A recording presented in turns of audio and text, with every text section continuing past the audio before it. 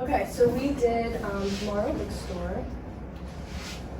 So a little bit about Tomorrow Bookstore. It's newly opened on April 15th of last year, 2022, and it's located on Mass Ave in downtown Indianapolis. It is co-owned by a married couple. They're both from England, Jake and Julia Butler. The bookstore name stems from a Shakespeare soliloquy that Julia, one of the co-owners' grandfather, recited to her when she was a child, so it's a very personal name. Authenticity and experience are a priority for them. Jake's main point was that a bookstore is all about the ambiance, the feel, so he wants to kind of draw in customers to be there, experience the bookstore, kind of just feel that authenticity vibe of a bookstore. A little bit about them, Jake works 2 jobs, which I thought was very interesting. So he has a daytime job and then he does this on the side. So he kind of like handles all the logistics. And Julia, his wife, she's always been into reading, so she kind of handles the books, the genres.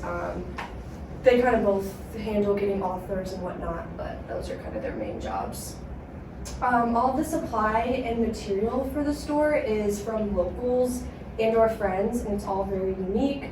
So for example, they have in their bookstore, it's very small, but a huge like table, and it's on wheels, and he handmade it that way that they're just able to kind of reorganize the store as needed.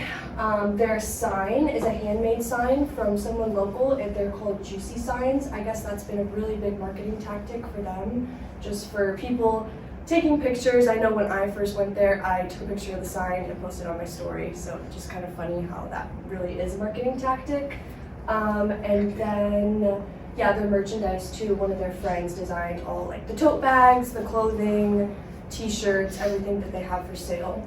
And then lastly, this is a new business, like I mentioned. It opened up last April, and it comes with learning, and I just thought it was funny to include this quote. Jake had mentioned, he was like, I didn't pay the power bill once, and they turned off the lights. They didn't have power in the bookstore, so I was just like, they're still getting their feet wet, learning how to, navigate a new business, but I can truly tell from talking to them just how authentic it is.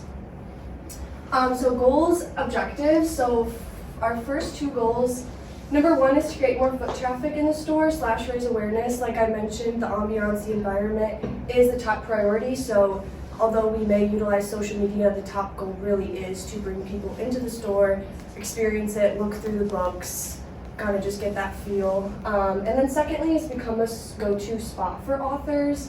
The thing about bookstores is it's all about a community. So if you can get one author there, they all kind of like to go to the same spot. So like if you can build a community there, other authors will come and kind of establish credibility.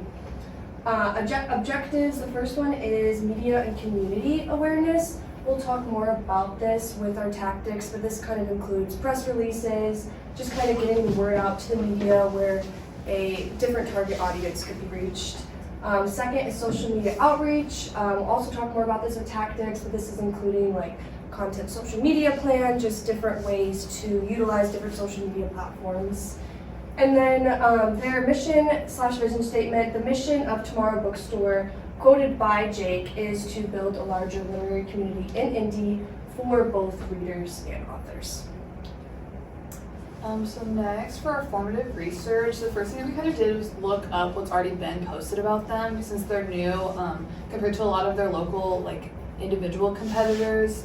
They didn't have a lot out since they just opened, but a lot of indie news sources have posted about them. So like WRTV posted a little highlight about whenever they opened, which was really nice.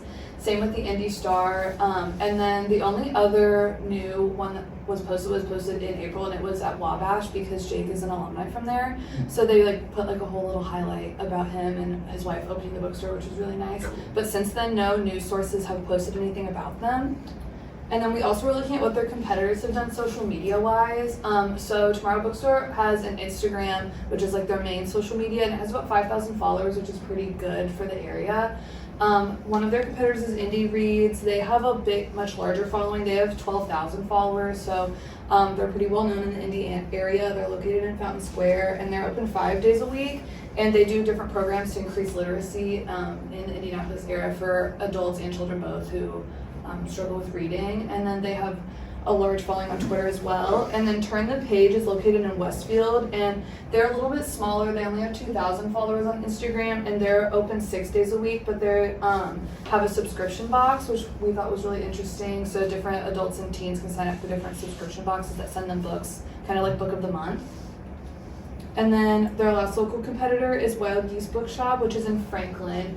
They have about 8,000 followers, and they are probably the most similar events-wise as Tomorrow Bookstore. They host a number of events and book clubs at their location. They also have children's books, which our bookstore also has children's books, which not a lot of people know about. And they are different because they are open 7 days a week, and they're very active on all social media platforms. And they have a Spotify account with different vibes of reading music ambiance. And then looking at demographics for different social medias before we started to formulate our plan for them. Right now they're really focused on Instagram and Facebook, but they're wanting to make their audience a little bit younger since they have a lot of an older audience. So over 50% of people ages to 16 to 24 use social media to do their brand research. So really increasing that social media platform to target that younger audience. For their Facebook account, 73% of Americans 35 to 54 use Facebook as their primary social media, whereas 72% ages 12 to 34 are using Instagram and TikTok. So really focusing on bringing in that TikTok. None of their competitors have a TikTok account right now, which we felt like was important to highlight. So when we met with him in person and kind of going over possible tactics we could do, he kind of was against social media things because he felt very confident in what they were doing, and we kind of had to open the idea about TikTok and doing more planning. And then he also really wanted to do more traditional tactics like community outreach and earned media. So kind of one of the first tactics we thought would be great was an earned media press release that he could send out, because when the bookstore was opening, he got coverage from IndyStar, WRTV, but when I was looking, he hasn't had coverage since, and it's been almost a year now. And so I thought maybe a press release kind of around the 1 year anniversary of the bookstore that he could send out, kind of talking about how Tomorrow Bookstore is turning Indy into a literacy hub, kind of talking about when they opened. This paragraph talks about the efforts that they've done by bringing local indie authors, allowing book lovers to find a unique experience. They've hosted concerts at this bookstore, which you really don't hear of. So I feel and then a spot for him to include a personal quote of what this last year has meant, a link to they have an Eventbrite page that shows upcoming events at the bookstore, and then just your boilerplate here at the bottom. So I think this would be great to send to him, so that then maybe around March, April, he can start sending it out to me and hopefully get that coverage again. And then the last one would be community awareness. So he still really wants to get people in the door. So Gracie was the one that brought up Tomorrow Bookstore. None of us had heard of it because it's still so new, and I think that's one of the problems that he's still having. And he's in Mass Ave. He's the only bookstore on Mass Ave, so he has a really good advantage there. If you've ever been to Mass Ave, it's crazy. All the businesses, all the restaurants, there are so many people walking around Mass Ave, so I feel he needs to use that to his advantage. And when we were meeting with him, it seemed like he had really good relationships with the business owners around him. So I feel hanging up flyers in their restaurants, in the wine shop that's next to him, the garage food halls right there, maybe hanging up on tables, the Starbucks on Mass Ave. He could even go to IUPUI's campus, hang up flyers around campus.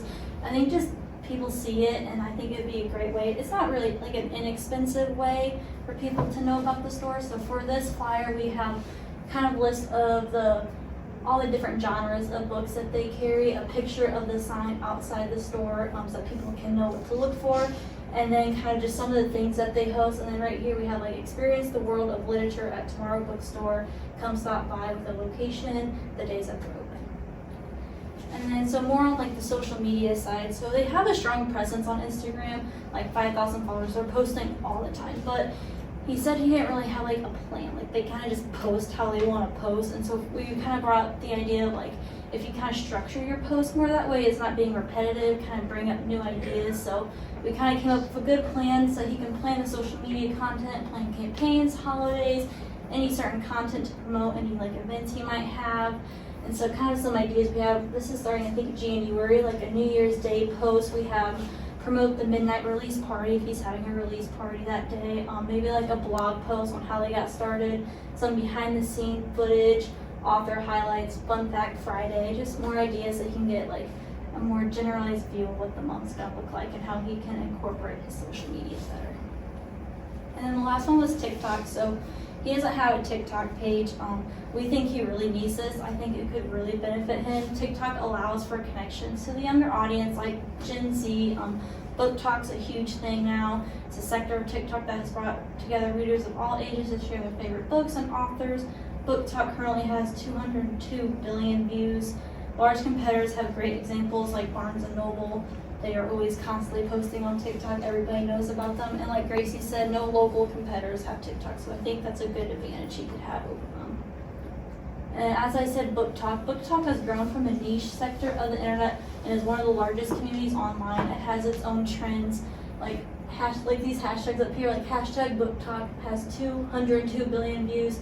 Book Talk recommendations has 304 million views. I mean, there's a community on there, and they even in the store they have a Book Talk section, which we thought was really cool. So like to have a Book Talk section but to not be on TikTok was like could really benefit him to have a TikTok. And then also like they could do recommendations of like the book of the month, like they could do like personal ratings of the book. I mean, personally I have gotten like my next reads through TikTok, so I just feel like it's an advantage that he definitely needs to take. And we have some examples of like TikToks.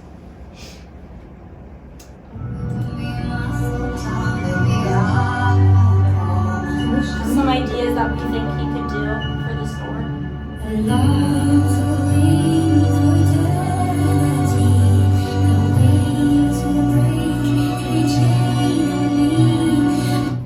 play the whole thing because it's like 50 seconds. Excuse me, do you guys have fourth name?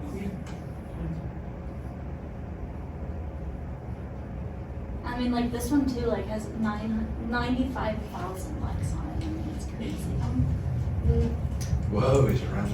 And we also live in an age where I feel like trends and like funny things that you can incorporate just can reach an audience just so much I don't think it's Especially like better. right now at my internship, we just learned about like 2024 social media trends, and we learned that like platforms like Instagram or TikTok are becoming the new search engines. Like people are going to TikTok to find products and information that they want versus going to Google because they like the more like personal aspect of it. And then for our overview and evaluating our methods, as you can see, we are really focusing on social media because we can track our followers, the growth, engagement, especially on Instagram and TikTok. Our content calendar effectiveness, evaluate consistency and engagement for weekly themed posts, be more organized in that, and analyze the impact of the communication calendar on audience interactions, as well as back again to social media. TikTok would be a very good way for them to engage with their younger audience. Community awareness to measure visibility and distribution of flyers in key locations. As we mentioned, Mass Ave, it's always busy, everyone's always there. So, hanging up flyers, that would be very beneficial for them. And press release and earned media, track media coverage and mentions resulting from the press release. Measure website visits and social media engagement, post media coverage. We also have event participations, which that can just evaluate success in our local event vendor participations. Budget allocation, assess return on investment for press release, flyers, and social media. Survey and feedback to implement customer surveys to gather feedback on campaign effectiveness and measure changes in brand perception and awareness. And comparison with our competitors, just to analyze social media metrics and engagement in comparison to our competitors. And then for long-term impact, assess long-term impact on brand recognition and customer loyalty, and also monitor sustained growth in social media followers and our store visits.